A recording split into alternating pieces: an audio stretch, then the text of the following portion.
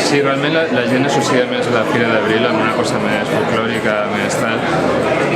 Des del moment en què l'Ajuntament em va encarregar el cartell, jo tenia clar que volia fer una cosa elegant i sofisticada. No, el micro sí. Has molat la via per haver... Sí, jo sempre dic, ostres, truquem-me més. No, vull dir, quan truquem per conferències, és que moltes vegades la gent no em truca perquè es pensa que... Yo de hecho me siento como muy halagado de formar parte de todo ese grupo de artistas que me han precedido.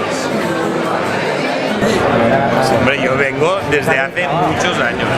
Si la feria es para el que le gusta la feria, le gusta, venga, venga, oye. El primer problema que me surgió fue cómo cuadrar Cataluña, Andalucía y bueno, y yo, ¿no? O sea, yo y la banda, ¿no? Se me ocurrió como pensar en los pintores modernistas, sobre todo en Ramón Casas, que me gustó mucho, y eso me dio como la clave para poder hacer el cartel.